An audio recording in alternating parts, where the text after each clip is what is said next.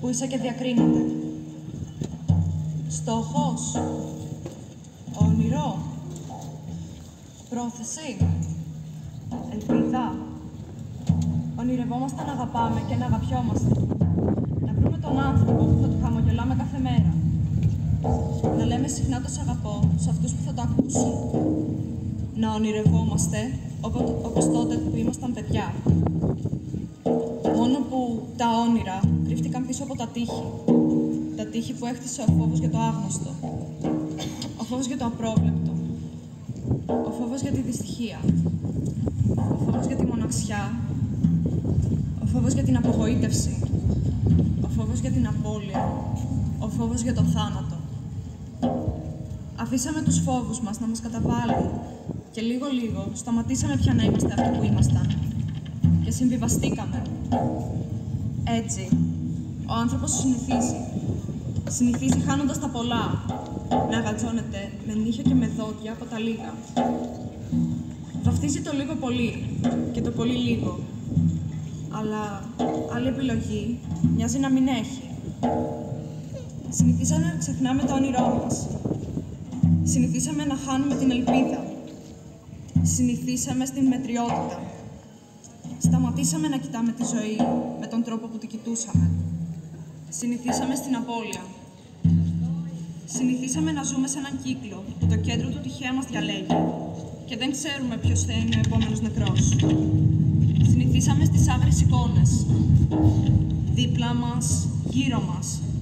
Συνηθίσαμε στο θάνατο. Συνηθίσαμε στην εικόνα του. Συνηθίσαμε να φοβόμαστε τη ζωή. Συνηθίσαμε. Όπως η πληγή που προκαλώντας μας τον πόνο, μας υπενθυμίζει συνεχώς την ύπαρξή της. Αλλά ονειρευόμαστε να γκρεμίσουμε τα τείχη που μας ανάγκασαν να χτίσουμε. Ονειρευόμαστε να μην μπορούμε να συνηθίσουμε. Ανοίγοντας τα μάτια της ψυχής, το φως μας ξαναβρίσκει. Μη συνηθίσουμε.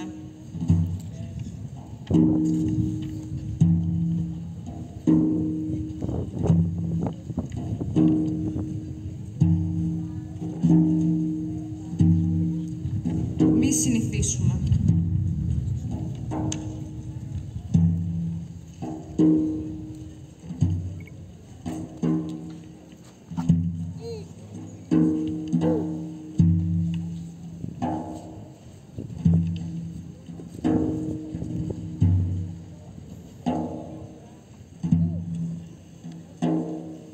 Μη συνηθίσουμε.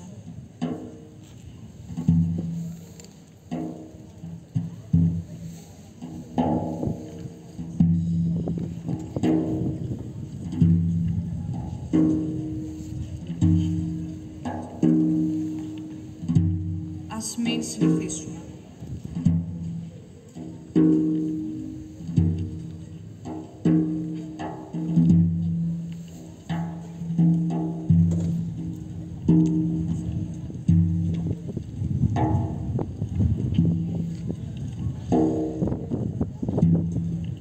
Το αφιερώνουμε στη μνήμη των θυμάτων του δυστυχήματος στα Τέμπη την άνοιξη του 2023.